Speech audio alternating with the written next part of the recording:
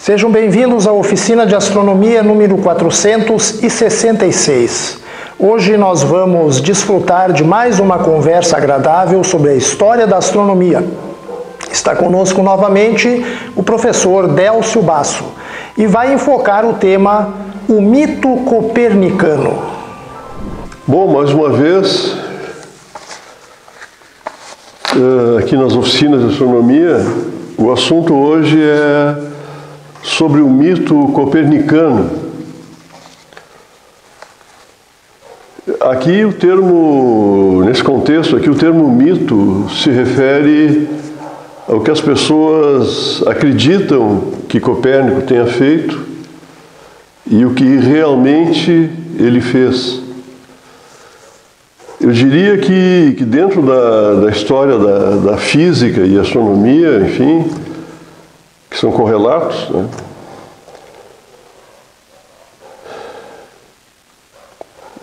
Abrindo um parênteses, com a astronomia sistematicamente fustigando a física e obrigando a fazer revisões conceituais em função das evidências astronômicas, né? Bom, mas enfim,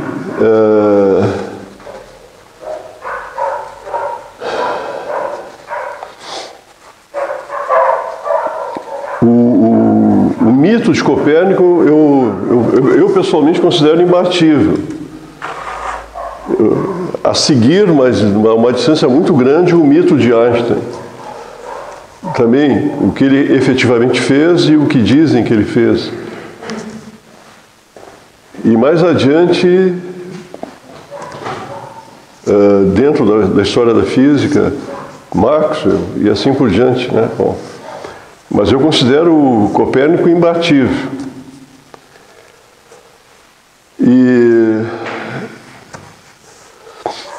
Mas vamos falar sobre o mito. Me permitam ler aqui, ó, as características desse mito, né? A maioria das pessoas que julgam conhecer algo a respeito da vida e da obra do cônego polonês, então era formalmente ele tinha uma vida eclesiástica, era um padre, cônego no caso, que já é uma posição um pouco acima, e ele tinha um padrinho dentro da Igreja Católica que era um bispo, que era um tio dele, enfim. Mas ele não... Tudo indica que ele tinha tempo de sobra, quer dizer, ele não se dedicava realmente a funções eclesiásticas, como rezar missas e ouvir confissões, enfim, e sermões. Ele se dedicava mais à parte administrativa da paróquia. Mas, de qualquer maneira, ele tinha muito tempo e tinha, enfim, alguns criados que lhe serviam, porque somente alguém que tenha muito tempo e uma obsessão também muito grande iria conseguir fazer o que ele fez, né? Então, só para contextualizar. Então, a maioria das pessoas que julgam conhecer algo a respeito, isso me incluía, né?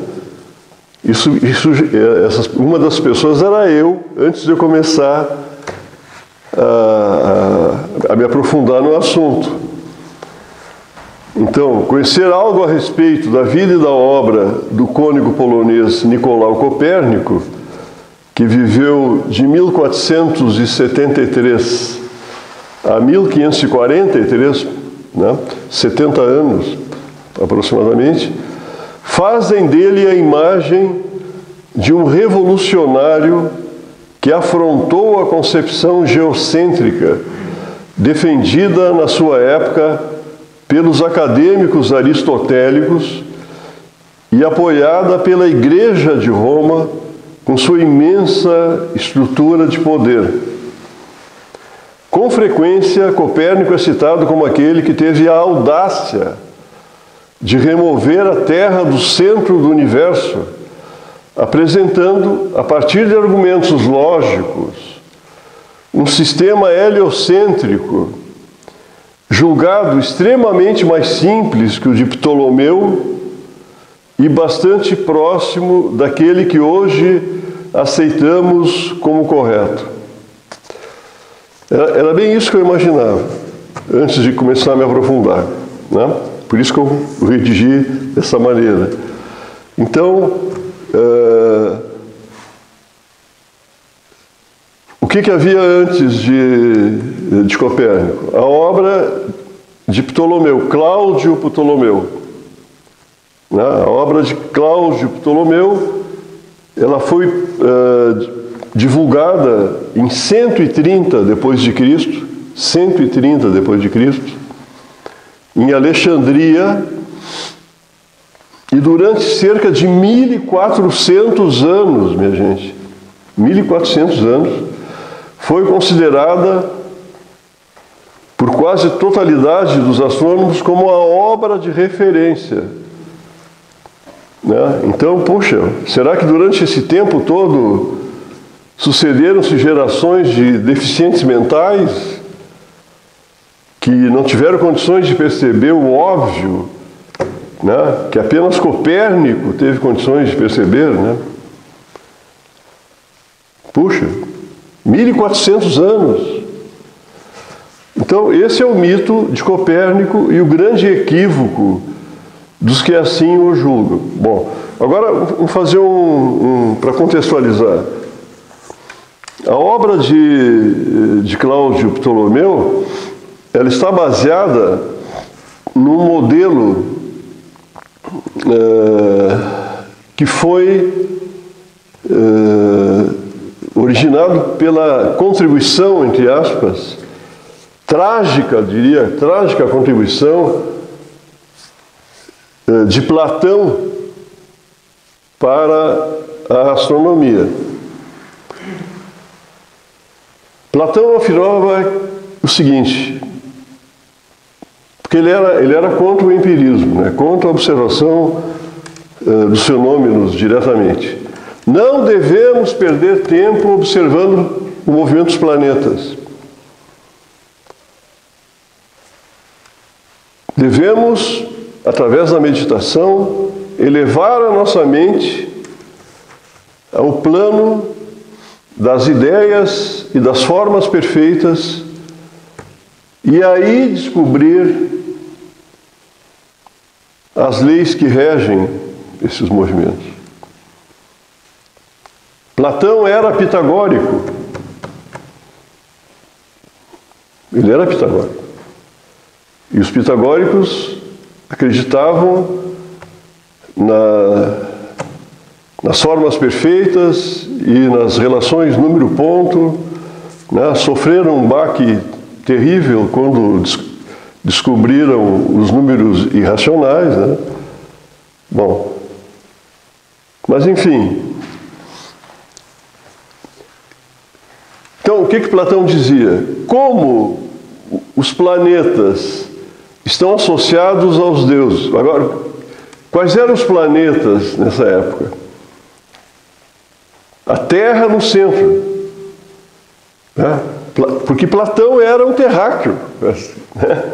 Quem está aqui na Terra, o que vai enxergar? Ainda hoje, né? Que a Terra parece estar estática, né? Parece estar estática. Mas, no entanto, a gente percebe o movimento da Lua e do Sol, que é razoavelmente bem comportado, digamos assim, e também os movimentos de mais 5 astros que podem ser vistos a olho nu, que são Mercúrio, muito próximo ao Sol, Mercúrio, Vênus, Marte, Júpiter e Saturno. Então, esses eram...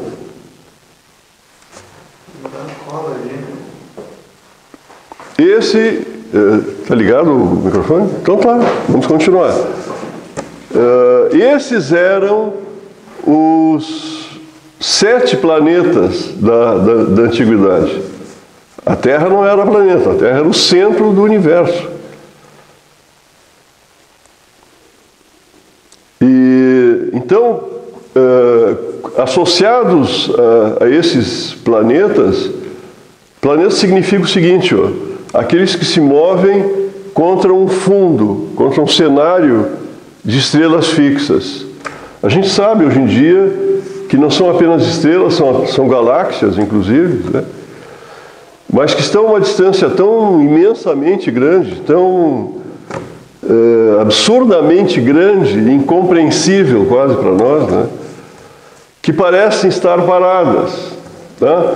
Então o Cruzeiro do Sul, por exemplo, tem esse formato. Mas daqui a 10 mil anos, a gente vai perceber que mudou um pouco esse formato. Né? No entanto, as velocidades são imensas, mas como as distâncias são maiores, são incrivelmente grandes, a gente tem a impressão que é um cenário fixo, né? E que é contra esse cenário, contra esse fundo, que tem 7 objetos que se movem. Né? A Lua, que parece obviamente ser o mais próximo. E por que a Lua é o mais próximo? Porque ela consegue ficar na frente dos outros, só por isso. Muito simples. Né? A Lua pode ocultar o Sol e os outros planetas. Então, por isso é o mais próximo. E, além do mais, a gente percebe claramente até imperfeições na Lua, né? Manchas na Lua, de tão próxima que ela se encontra da Terra. Né? Então, qual é o movimento que podemos associar a corpos que estão em correspondência com deuses?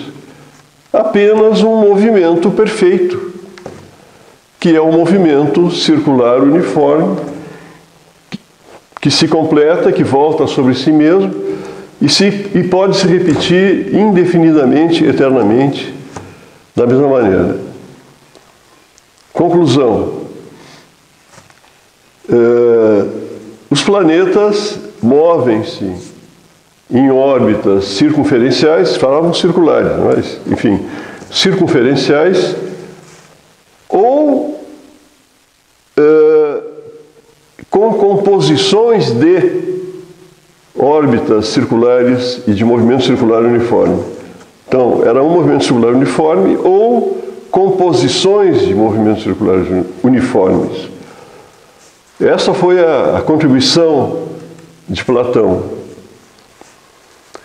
Mais adiante, Aristóteles, depois que Platão voltou do Egito, onde foi fazer pós-graduação, aliás, todos os grandes sábios gregos foram fazer pós-graduação no Egito. É bom que se lembre. Essa era a cultura realmente avançada dessa época, né? E os gregos que iam fazer pós-graduação no Egito eram tolerados nos templos pelos sacerdotes, apesar da sua aparência selvagem, porque os gregos tinham cabelos, não raspavam, e muitos usavam calça, que era um ultraje, e não túnicas, porque eles eram brilhantes. Eles eram tolerados por isso. Eles eram fantásticos. brilhantes. Por isso eram admitidos nos templos egípcios. Então, quando Platão volta do Egito, tendo feito sua pós-graduação lá, ele abre a sua academia. E um dos alunos da academia de Platão foi Aristóteles. Eu não sei o que houve lá entre eles, né? Até não descarto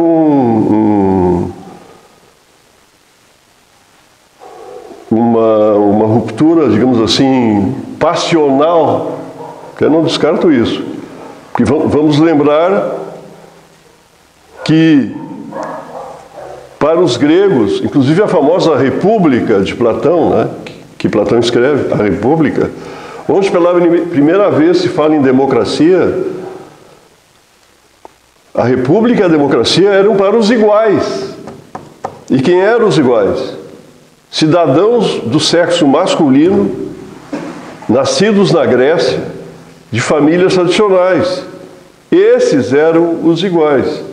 As mulheres estavam num nível muito abaixo. Então, não é de surpreender que o homossexualismo imperasse na Grécia Antiga, né? Bom, mas, fofocas à parte, né? Houve um racha entre Aristóteles e Platão. Um detalhe aqui que é bom ressaltar. Platão era um materialista animista. O que é ser um materialista animista? É o sujeito que acredita que a matéria é organizada por um espírito, por uma alma que está intrinsecamente ligada a ela, que é inseparável. É impossível separar esse espírito, essa alma da matéria. E é essa alma que orienta a organização da matéria, que faz com que, de repente, no útero materno, ocorra a formação de um feto e a gestação prossiga até o nascimento de uma nova pessoa. Isso é o exemplo máximo da organização da matéria. Quem orienta isso? Quem orienta isso? Até hoje não sabemos, né? Até hoje não sabemos, né? Quem diz assim, é meu filho, né? Eu gerei esse filho. Gerou nada. Nem sabe o que aconteceu, né? Manteve relações sexuais e aconteceu, né? Agora, o que aconteceu efetivamente, de que maneira, ninguém sabe, ainda ninguém sabe. É um grande enigma isso. Então, se fosse possível perguntar para Platão o que é Deus, tu acredita em Deus? O que é Deus, né? Ele ia dizer assim, Deus não pode ser representado por uma figura humana, porque o Deus que eu admito é esse espírito que está entranhado na matéria e que a orienta. O que faz Aristóteles? Vocês vão dizer que eu mudei de assunto, mas é que senão a gente não vai entender o que ocorre lá com Copérnico e companhia, né? Bom, o que faz Aristóteles? Ele tira esse espírito da matéria, remove, e considera o cosmos dividido em duas regiões. Uma primeira região que incluía a Terra no centro e indo até a órbita da Lua, que era a região de imperfeições onde ocorriam mudanças, e geralmente para pior, né? Ocorriam mudanças. Mas por que inclui a Lua? Porque visivelmente a Lua não é perfeita. Ela tem manchas, né? Então a Lua estava nessa região de imperfeição. Além da Lua, estendiam-se esferas que incluíam então a esfera do Sol, de Vênus, de Marte, Júpiter e Saturno. E além, então, os sete planetas. E além dessa sétima esfera, estava a esfera do Criador, basicamente. Então coloca Deus do lado de fora.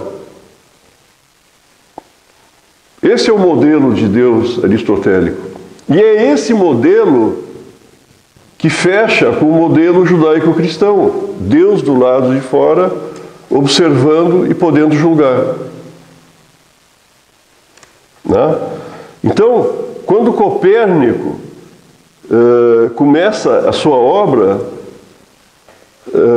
qual era a concepção? Porque Aristóteles não mexe nessa questão do MCU, né? Ele continua achando que os movimentos devem ser circulares e uniformes ou composições dele. O que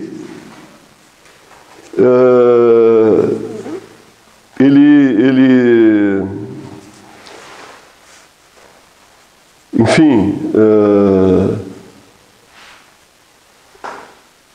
muda, né? Ele tira Deus de dentro da matéria e coloca lá do lado de fora, depois da sétima esfera. Tomás de Aquino foi quem, digamos, cristianizou a filosofia aristotélica. Né? Quando a obra desses gregos geniais chegou na Europa, a maioria delas trazidas pelos árabes, inclusive, né? Que traduziram do grego para o árabe, depois do árabe foi traduzido para o latim, né?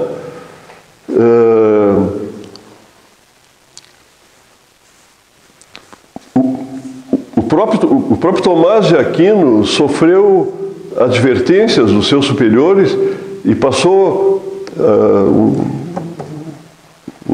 alguns anos até na solitária, não podendo se comunicar com os seus pares.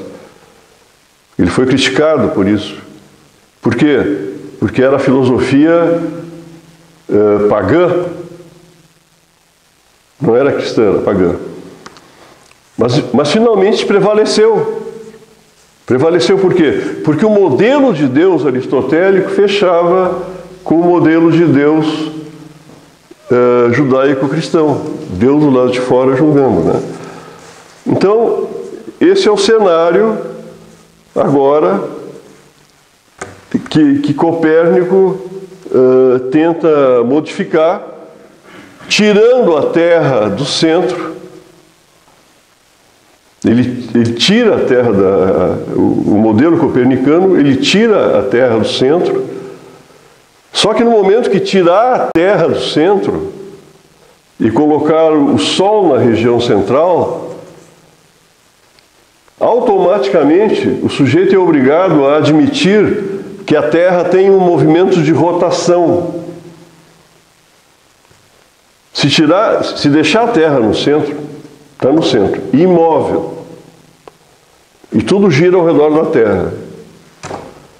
Tirou a Terra do centro, como é que tu vai explicar o movimento diuturno do firmamento? Obrigatoriamente temos que fazer a Terra girar. Essas alturas do campeonato, né, como se diz, já se sabia o raio da Terra, determinado por Eratóstenes e outros na antiguidade grega. Então, colocar a Terra em movimento implicaria em velocidades incríveis na superfície da Terra. Mas não tinha nenhuma ventania, não tinha uma lei da inércia. Deveria existir ventanias, a Terra deveria se desintegrar se tivesse que girar ao redor dela mesma com as dimensões que ela tem. E isso não acontecia.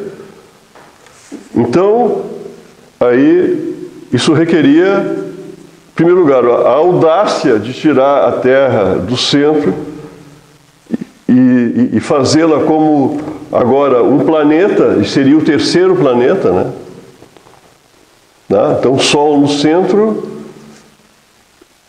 Mercúrio, Vênus, Terra, Marte, Júpiter, Saturno. Porque esses são os que podem ser visíveis a olho nu. Né? Muito bem.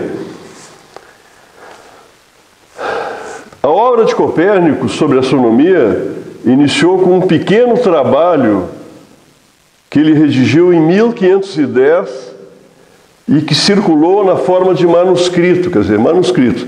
Se alguém quisesse uma cópia, tinha que ele próprio copiar ou pagar alguém para fazer aquilo por ele. Não foi impresso. Não foi impresso. Então, era um manuscrito. E essa obra astronômica de Copérnico, ela só foi completada 33 anos depois, com a impressão do De Revolutionibus Orbium Celestium, né? Que é o livro revolucionário menos lido até hoje. Aqui temos um exemplar dele em português, que foi... Agora, qual é o editor corajoso, suicida, que vai imprimir isso aqui, né? Sabendo que não vai vender, porque ninguém vai ler isso aqui.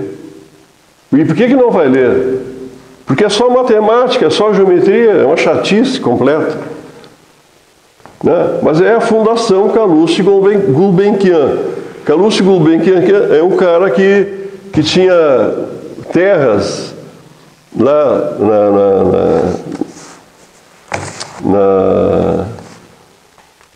na Arábia, naquela região lá, onde descobriram o petróleo. Só isso.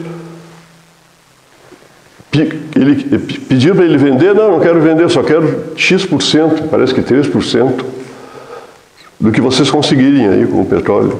Tá, bastou. Ficou multimilionário e fez uma fundação e se tornou um mecenas, não só da ciência, como também das artes. Então, isso aqui é uma edição que foi vendida muito barata, né? Essa aqui é do Luiz Augusto, e eu também comprei um livro, então é só por curiosidade. Mas a gente consegue ler o início dele. Depois ele passa permanentemente fazendo contas geométricas, né? Porque ele vai mudar o referencial. O detalhe aqui é o seguinte, ó. Copérnico usou exatamente as tabelas astronômicas que Ptolomeu usou. Só que o modelo de Ptolomeu era com um Sol no centro. E agora ele coloca a Terra no centro. Então ele é obrigado a fazer uma calculeira infame para mudar o referencial. Mas as observações astronômicas que serviram de base para ele foram exatamente as mesmas que Ptolomeu usou. Em outras palavras, Copérnico não foi astrônomo, minha gente. Ele observou muito pouco o firmamento, a olho nu, né? E usando sextantes e astrolábios e tal, mas as medidas que ele fez não contribuíram em nada, porque ele usou as tabelas, as mesmas. O que ele foi, então? Foi um cosmólogo, poderíamos dizer, um cosmólogo. Né? Ele mudou a cosmologia, o arranjo das esferas celestes. Né? Bom, então, esse pequeno manuscrito, ele tinha um título imenso, chamado, não vou nem ler aqui em latim, né? O latim era a língua científica oficial da época. Então, pequeno comentário sobre as hipóteses de Nicolau Copérnico acerca dos movimentos celestes. Pequeno comentário em latim escreve-se Commentariolus. Commentariolus. Então, qual é a primeira obra que Copérnico escreveu e que não foi impressa, era um manuscrito? Commentariolus. Tá? Bom, nesse Commentariolus, Copérnico preocupa-se apenas em descrever seu sistema em linhas gerais, sem apresentar deduções ou cálculos, os quais ficarão para sua obra maior. Tá? E aí, então, ele, dentro desse Commentariolus, ele coloca, então, a Terra fora. A Terra não é mais o centro dos orbes, apenas da Lua, né, que gira ao redor da Terra. Então, a Lua gira ao redor da Terra, mas na região central está o Sol. E aí, já aqui no Commentariolus, fica bem claro que o sistema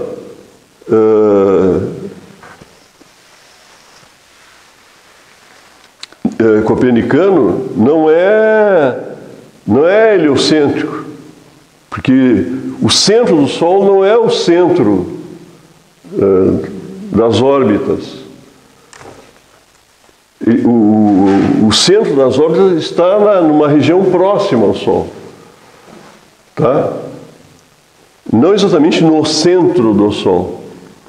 E é por isso que o sistema, se a gente for examinar com rigor, o modelo copernicano não é heliocêntrico, é heliostático. Heliostático.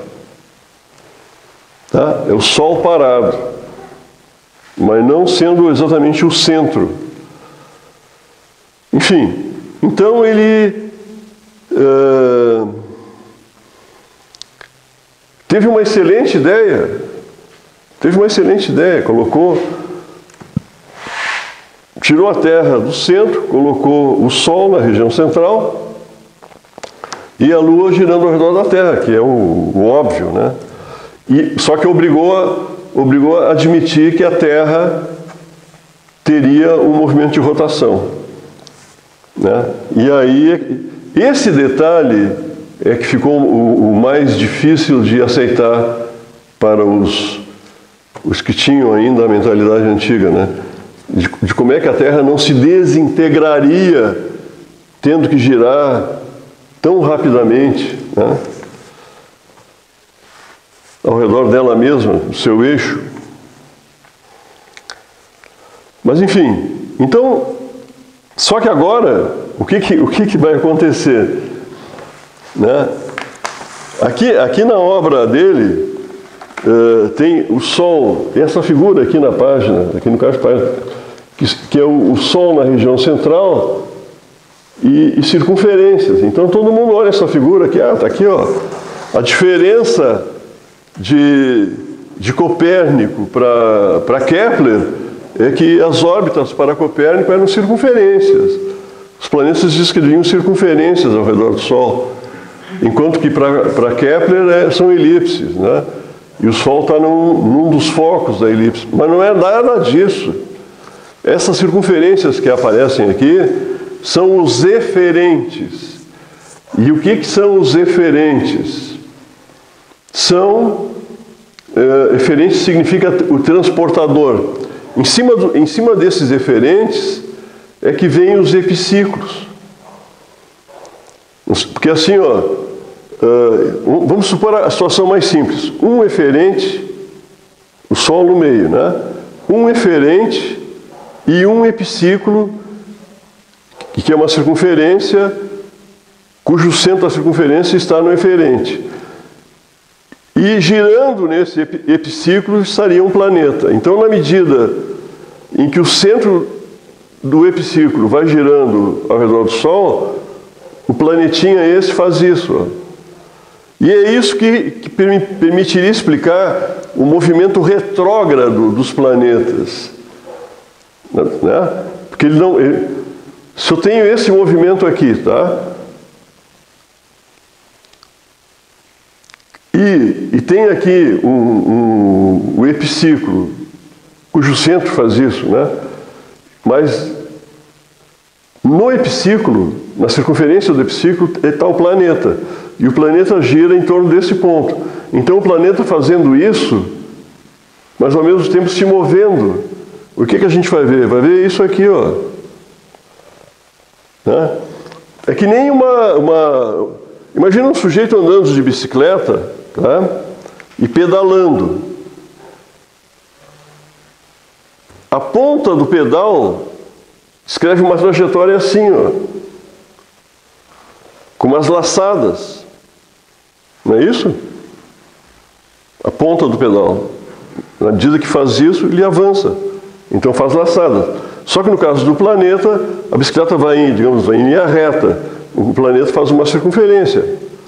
Então, quando a gente observa o movimento de Mercúrio, Vênus, Marte, Júpiter e Saturno daqui da Terra, é isso que a gente vê. Veja bem, não é o que os antigos viam. Os antigos também viram isso. Que o planeta vinha, de repente, parava, voltava e fazia isso. Mas por que acontecia isso? Era quando a Terra passava, né? A Terra está aqui, e vamos supor Marte, tá? Marte está ali.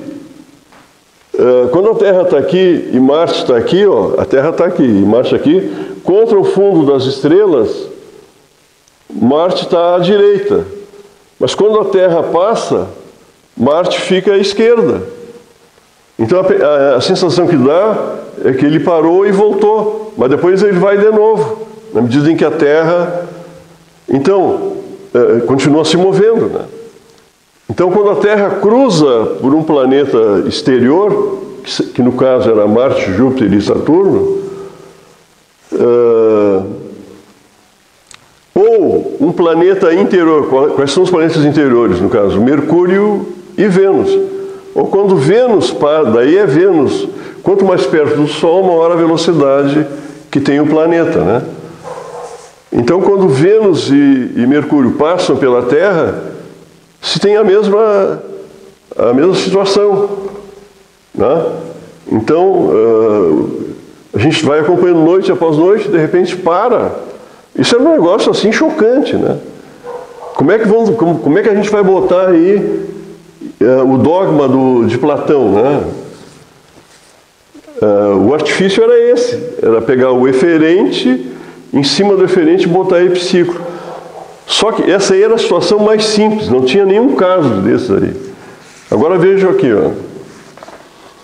Olha o absurdo.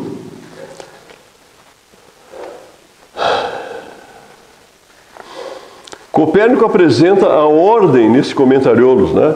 Copérnico apresenta a ordem ou sequência dos orbes e descreve quais composições de movimentos circulares e uniformes devem ser realizadas para que se obtenha os movimentos aparentes do Sol, da Lua e dos planetas. Daí, só que aqui ele finaliza, né? Ele faz a contabilidade do que ele usou. Finalizando, Copérnico contabiliza os círculos empregados em seu sistema. E daí ele escreve assim, ó. Assim, Mercúrio corre com 7 círculos ao todo. Quer dizer, tem o eferente e 7, um em cima do outro. O cara tinha que ser um super gênio para imaginar um troço desses aí, né? E tempo para ficar fazendo conta, né?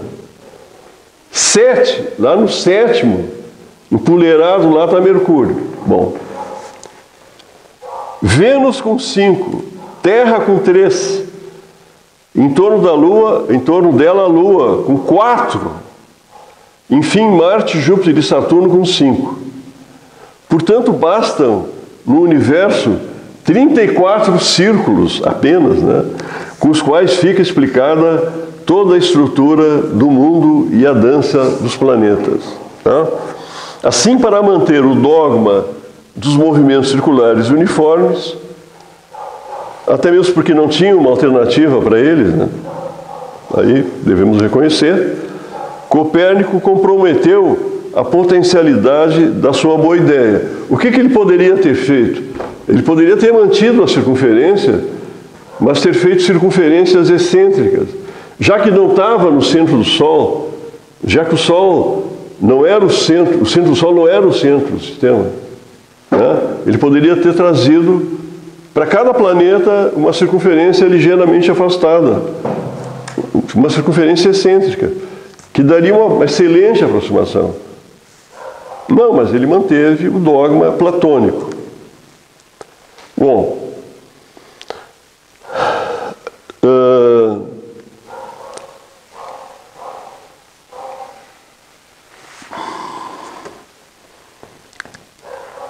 a divulgação desse Comentariolos criou uma grande expectativa entre os estudiosos, né, dessa questão astronômica aí, e estabeleceu a crença de que Copérnico havia realmente obtido um sistema bem mais simples que o ptolomaico. Quando finalmente, em 1543, quer dizer, 33 anos depois do Comentariolos, né, foi publicado o De Revolutionibus, verificou-se que tratava-se de um livro extremamente técnico, apresentando poucas páginas que pudessem ser assimiladas por pessoas não especializadas, e, ao contrário do que ocorreu com o Comentariolos, onde Copérnico encerra o manuscrito com um balanço da quantidade de círculos, né, no caso de epiciclos utilizados, o De Revolutio nos apresenta um encerramento abrupto sem esse levantamento. Ele não faz esse levantamento, porque se fizesse, ele seria desmascarado. Por quê? Né? Porque na realidade ele não criou um sistema mais simples, criou um sistema mais complicado que o de Ptolomeu. Quem quiser verificar a quantidade de círculos empregada por Copérnico na sua maior obra, terá a árdua e penosa tarefa de examiná-la com extrema atenção, e os poucos que já conseguiram isso, essa façanha, né, puderam verificar que Copérnico utilizou um total de 48 círculos, portanto 8 a mais do que no sistema de Ptolomeu e 14 a mais do que havia sido antecipado no Comentariolos. Tá? Essa farta distribuição de círculos premiou a Terra com 9, a Lua com 4, Marte, Júpiter e Saturno com 5, Vênus com 9 e Mercúrio com 11. Veja o absurdo, o eferente. Só que o mérito do Copérnico aí, né, nessa questão de usar o eferente e os epiciclos, que Ptolomeu também usava, né? Só que os epiciclos de Ptolomeu, eles eram grandes comparados com os eferentes. Por exemplo, o caso da Lua, tá? Vejo que a Lua, tanto no modelo ptolomaico como no modelo copernicano, a Lua gira em torno da Terra. Só que no modelo de Ptolomeu, o epiciclo da Lua, ele tem um raio que é muito maior do que o raio que o Copérnico usou, e é um raio que parece que cerca de um terço do raio do eferente. Então isso faria a Lua, no modelo de Ptolomeu, isso faria a Lua mudar de tamanho sensivelmente, né? Se o epiciclo tivesse aquele raio que era aproximadamente um terço do raio deferente. Então, já Copérnico se dá conta disso e faz então epiciclos bem pequenininhos. Só que empilha uma quantidade absurda, né? A vantagem de usar epiciclos pequenininhos é que a distância média do planeta ao Sol é extremamente próxima à verdadeira distância média do planeta ao Sol, bate de forma muito próxima com a distância média que dá para tirar no sistema de Copérnico, porque ele usa epiciclos pequenininhos. Não sei se entenderam. Tá, ele vai fazendo isso aqui, mas como são voltinhas pequenas comparadas com o raio, né? Na média é como se fosse o raio médio de uma circunferência só, né? Ele tem essa vantagem, né? Mas ele é muito mais complexo. Bom, o título do quarto capítulo do De Revolutionibus é um verdadeiro, é uma homenagem ao dogma, né? Do dogma do MCU. O movimento dos corpos celestes é uniforme, perpétuo e circular ou composto de movimentos circulares. Esse é o título do capítulo, né? Então ele está dizendo tudo já, né? Agora, qual o argumento que ele usa para colocar o Sol no centro, né? Veja que maravilha de argumento. No meio de todos encontra-se o Sol. Ora, quem haveria de colocar neste templo, belo entre os mais belos, um tal luzeiro, em qualquer outro lugar melhor do que aquele de onde ele pode alumiar todas as coisas ao mesmo tempo? Isso aqui é um português de Portugal, né? Esse livro que foi editado em Portugal. Então, o alumiar aqui, no caso, né? Na verdade, não sem razão, ele foi chamado o seu governador do sistema, né? E Hermes Trismegisto apelidou-o de Deus visível, o Sol, né? E Sófocles o chamou, na sua obra Electra, né? chamou o Sol de o vigia universal. Realmente, o Sol está como que sentado num trono real, governando a sua família de astros que giram à volta dele. Esse é o argumento científico que ele usa, né? Com boa vontade, vamos dizer que é um argumento religioso, né? Com boa vontade, mas eu acho que nem para isso serve. Mas, de qualquer maneira, então, nessas frases pode-se perceber uma influência que vai até Pitágoras e recuando ainda mais até Akenaton.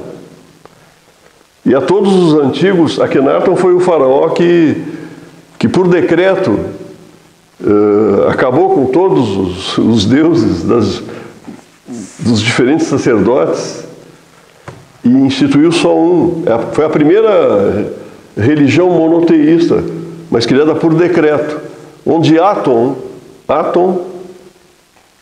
que era o disco solar, era o símbolo da divindade, né?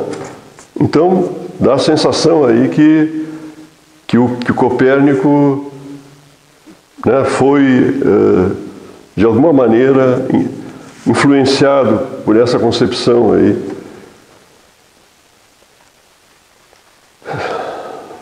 desses cultos que tiveram o Sol a representação da divindade máxima, né? Bom, mas o grande problema era esse, né? Daí ele chega e diz assim, ó, da questão da rotação da Terra. Ele diz assim, não, mas se a Terra está girando, é porque esse é o movimento natural dela, né? E não é, né? Quer dizer, aí, então ele usa, vejam bem, ele usa a cosmologia aristotélica, né, com o Deus do lado de fora lá e tal, e essa região, as duas regiões, né, de imperfeição e depois de perfeição. Só que para Aristóteles, os movimentos naturais eram retilíneos e não circulares, né? Então, dizer que a Terra, se a Terra está girando, é porque é um movimento natural dela, né? Aí ele atropela a própria cosmologia de Aristóteles, né? Então, quando Copérnico emprega esses argumentos, ignora ou finge ignorar que a concepção aristotélica do universo, com as duas regiões, abaixo e acima da esfera lunar, impede essa interpretação. Agora, o seguinte, 200 anos antes de Copérnico, dois estudiosos da Universidade de Paris, Jean Buridan e Nicole d'Oresme, lá por volta de 1337, então 200 anos antes, eles escreveram um comentário questionando, refutando realmente, uma obra de Aristóteles, que era o De Cello, que é sobre o céu, ou sobre os movimentos dos corpos celestes, né? Nessa obra, d'Oresme já admite a rotação da Terra, vejam bem, 200 anos antes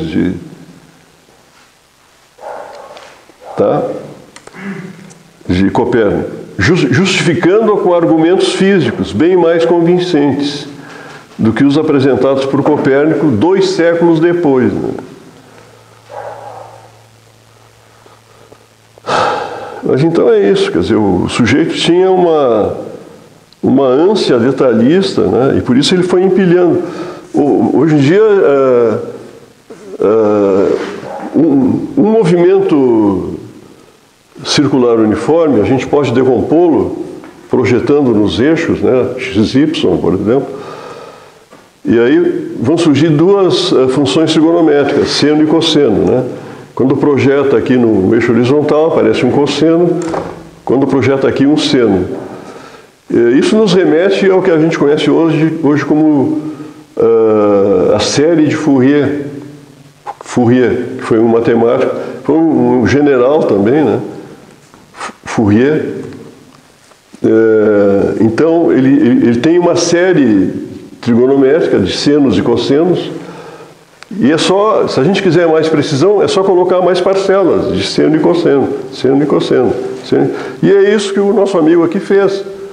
Ele queria cada vez mais precisão. Ele foi empilhando epiciclos, sem saber, né, que geometricamente ele estava aplicando uma teoria matemática que ia surgir lá na frente, né? O Fourier foi o general que comandou as tropas francesas na campanha do Egito. E dizem que aquele pedaço do nariz da esfinge que está faltando foi um canhonaço francês, autorizado pelo Fourier, inclusive, né? Pode ser, né?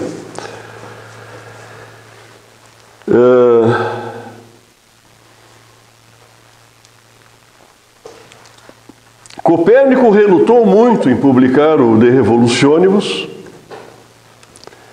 o que levou alguns afoitos historiadores a imaginar que ele temia uma repressão por parte da Igreja Romana. E esse é um grande equívoco. Na realidade, Copérnico foi incentivado por uma importante autoridade eclesiástica, o cardeal Nicolau de Schemberg, que era o arcebispo de Capua, e que lhe escreve uma carta estimulando-o a publicar o trabalho. Estimulando, né? Essa carta, bem como uma dedicatória ao Papa Paulo III, aparecem na primeira edição do De Revolutionibus. Então, tem aqui, exatamente a carta e a dedicatória ao Papa. Bom, só que aqui tem uma nota, aqui, Nicolau de Schemberg, cardeal de Capua, saúda Nicolau Copérnico, tá? Daí tem um prefácio dedicado à sua santidade Paulo III. Mas logo em seguida vem uma nota, né, que foi escrito assim mais ou menos o seguinte, Onde é que está? Bom, é uma nota dizendo assim, para o leitor não levar muito a sério aquilo ali como realidade, que efetivamente a teoria de Copérnico é uma teoria para localizar planetas, mas que não fique achando que aquilo ali corresponde a uma realidade, né? Quem foi essa criatura que fez isso? Aconteceu o seguinte, aliás, por pouco esse livro aqui não é publicado, né? Ele só foi publicado porque um colaborador de Copérnico, chamado Georg Joachim von Lauchen, que também era conhecido por Rético, pois era natural de uma região austríaca conhecida por Rétia, né? Esse Rético, estudioso da astronomia e professor de matemática em Wittenberg, ele chegou a Frauenburg, que é onde estava Copérnico, né? E percebendo a importância do trabalho de Copérnico, convenceu a deixá-lo publicar um pequeno tratado com a finalidade de apresentar e defender as ideias copernicanas. Assim, durante cerca de 2 meses, Rético escreveu Narratio Prima, ou a primeira narrativa, concluindo o manuscrito em 23 de setembro de 1539. E já em 1540 estão circulando os primeiros exemplares dessa Narratio Prima. Qual era o objetivo do Rético? Era o de comprometer Copérnico ainda mais com a publicação do De Revolutionibus. Agora, por que ele não queria publicar aquilo? Porque ele não conseguiu cumprir com o que tinha prometido. Criou uma tremenda expectativa durante décadas e não conseguiu cumprir o que ele tinha prometido. Não foi por medo de arder na fogueira, nem nada disso, né? Então, aí, vejam o seguinte, mas Galileu, como mais um pouco na frente aí, Galileu teve que participar da Inquisição e por pouco... as pessoas esquecem que entre Copérnico e Galileu tem um personagem fundamental, que é Martinho Lutero, né? Que era um padre católico absolutamente escandalizado com a corrupção da Igreja Católica, né? Com a venda de indulgências plenárias e lugares privilegiados no céu, né? E prega suas teses lá. Então ocorre a Reforma Protestante. E como reação à Reforma Protestante, surge a Contra-Reforma. Contra-Reforma. E aí sim, as altas autoridades católicas e eclesiásticas radicalizam. Ninguém deve se opor ao que defende a Igreja Católica, porque isso estará indo contra a autoridade da Igreja. E o que defendia a Igreja Católica? A cosmologia aristotélica, né? Um trabalhinho lá que começou lá lentamente com como é o nome da criatura lá? Bom, que começou a falar sobre Aristóteles, né, dentro da igreja, né? Tomou conta, né, foi incorporado pelo modelo de Deus, né?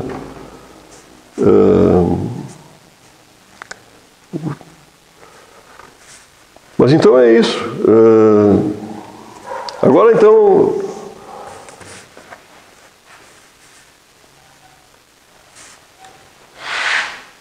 o Rético organiza o material do Copérnico e manda para imprimir.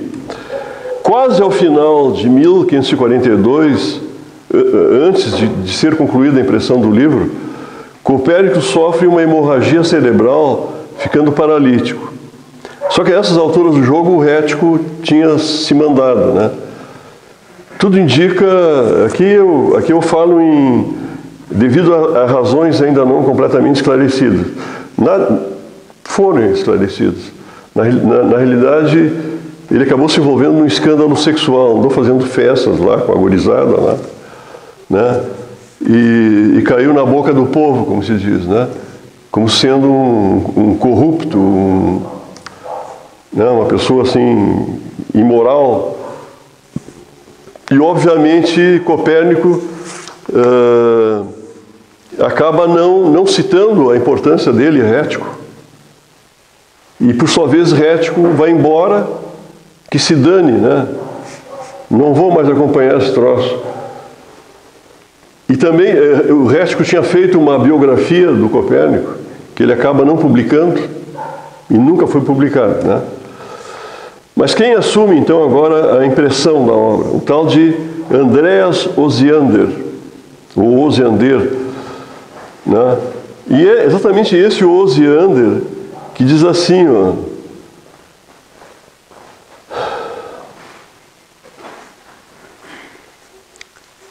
então, assim, o De Revolutionibus inicia com uma nota ao leitor sobre as hipóteses dessa obra, onde dá para ler o seguinte: nem tampouco é necessário que essas hipóteses sejam verdadeiras, nem até sequer verossímeis, mas bastará apenas que conduzam um cálculo conforme as observações. Ninguém espere da astronomia qualquer coisa de certo no que respeita a hipóteses, porque ela nada pode garantir como tal. Tá? Então, bom, finalmente, esse aqui foi um dos grandes escândalos até hoje, né? Associado a obras, né, que foram revolucionárias, né? Essa nota aqui do Osiander. Bom, então a impressão da obra foi concluída em março de 1543 e 2 meses depois o Copérnico falece, né? Então, mandaram uma carta lá para o Rético dizendo o seguinte, que não sei quem mandou, né? Durante muitos dias ficou privado da memória e do vigor mental, só vendo o livro completo. O livro já estava impresso há 2 meses, mas vieram trazer o livro para ele, né? No dia em que veio a falecer. Isso é uma coisa estranha, né? A famosa melhora antes da morte, né? O cara está lá, vai, não vai, vai, não vai. Daí melhorou, vai ficar bom. Não, no dia seguinte ele morre, né? É uma coisa surpreendente. Mas foi nesse dia, então, aí, que onde ele recupera a consciência. Está aqui, o Copérnico, está aqui teu livro. Tá? Por isso que aconteceu. Houve uma revolução copernicana? Pode-se considerar Copérnico um revolucionário? Essa não é uma questão de fácil resposta, né? Mais uma vez, deve-se ressaltar que a novidade em Copérnico foi a reinterpretação dos dados astronômicos, essencialmente os mesmos que Ptolomeu utilizou, motivado a partir da mística e religiosa escolha de situar o Sol na região central do sistema e da crença de que a astronomia deveria procurar descrever a realidade e não ser um mero instrumento matemático para localizar planetas, né? Como observou Kepler algumas décadas depois, Copérnico, uma afirmação de Kepler, né? Copérnico tentou, mais do que a natureza, interpretar Ptolomeu, né? Não devemos também esquecer que Copérnico procurou reinterpretar Aristóteles. E aí foi um estrago, né? No consistente, ainda que errado, né? Modelo cosmológico aristotélico. Mas tinha uma consistência interna, né? Certamente Copérnico seria um revolucionário se, ao invés de utilizar a física aristotélica, tivesse empregado esboços, ainda que grosseiros, das leis da inércia e da gravitação, lá da dupla aquela do...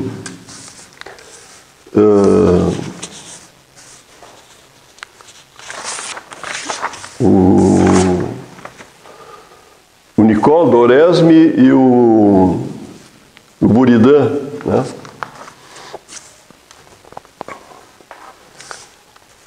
Bom, porém, se a obra copernicana não chegou a ser... Aqui eu concluo que não foi revolucionária, né? Se a obra copernicana não chegou a ser revolucionária, deve-se reconhecer que mostrou de forma contundente a necessidade de uma nova física. Por quê? Para explicar por que a Terra não se desintegrava girando ao redor dela mesma. Isso necessitava uma nova física, né? Então, conclusão, mesmo não sendo, ou mesmo não chegando a ser um revolucionário, Copérnico contribuiu de forma decisiva para que, meio século após sua morte, iniciasse uma revolução. Aí com Kepler, os que estudaram lá o MCU e chegaram à aceleração centrípeta, e o Huygens, né? Huygens e Newton, né? Finalmente, e Newton. Então é isso, minha gente.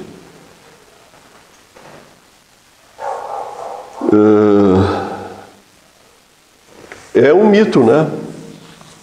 Bem discrepante do que realmente ocorreu. E isso está documentado, não é nenhuma invenção. Os documentos estão aí, né, para quem quiser, né? E as pessoas não têm paciência, né? Os historiadores aí, né? Muitos historiadores. Então, muito obrigado pela atenção.